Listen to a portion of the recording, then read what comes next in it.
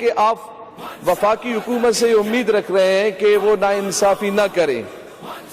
بات تو اصل یہ ہے، دیکھیں چیئرمین صاحب کہ اس وقت جو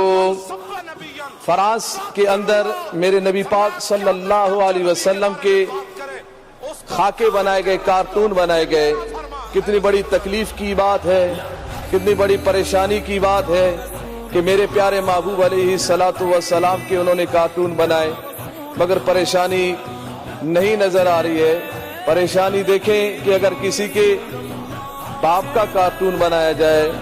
کارٹون میں ناک ٹیڑھی کر دی جائے، آنکھ کو ٹیڑھی کر دی جائے، زبان کو ٹیڑھی کر دی جائے اور اس پہ یہ لکھ دیا جائے کہ فلان کا باپ ہے، تو اس کو تکلیف ہوگی، پریشانی ہوگی. اگر میں یہ کہوں کہ وزیر اعظم صاحب کے اگر باپ کا کوئی کارٹون بنا دے تو یقیناً پریشان وہ ہوں گے، ان کو غصہ بھی آئے گا، پریشانی بھی ہوگی. تو جس نبی کا ہم کلمہ پڑھتے ہیں، جس نبی سے ہم محبت کا اظہار کرتے ہیں، جس نبی پاک صلی اللہ علیہ وسلم پر ہم صبح و شام درود و سلام پیش کرتے ہیں، جن کا نام سن کر ہم انگوٹھا چومتے ہیں محبتاً، تو پھر وزیر اعظم صاحب ابھی تک پھر انتظار میں ہے، پھر وہی ناانصافی پہ لگے ہوئے ہیں کہ تحریک لبیک پاکستان پھر روڈوں پہ آئے، پھر آئے میرے نبی کی محبت میں، پھر اس فرانس کے خنزیروں کو جواب دے کہ اس کے سفیر کو یہاں سے نکالا جائے. اس انتظار میں ہے.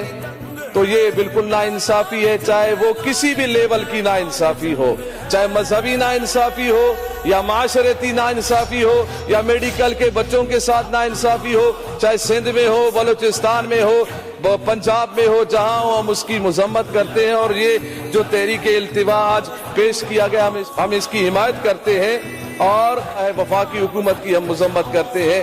اور دعا یہ کرتے ہیں کہ تمام مسلمان، یہ تمام پارٹیوں سے پاکستان میں جو ہے موجود ہے، سب سے میں یہ مطالبہ کرتا ہوں کہ آپ کو فرانس کے خلاف اس کے سفیر کو باہر نکالنے کے لیے متحد ہونا پڑے گا. آپ یہ جو استعفے پیش کر رہے ہیں، یہ کرنا ہے، وہ کرنا ہے، اپنی ذات کے لیے آپ بہت کچھ کر رہے ہیں، مگر میرے نبی کی عزت کے لیے بھی آپ کو اٹھنا پڑے گا، آنا پڑے گا اور کفار کو یہ بتانا پڑے گا ہمیں ہمارے نبی سے محبت ہے، اور جو ہمارے نبی پاک صلی اللہ علیہ وسلم کی گستاخی کریں گے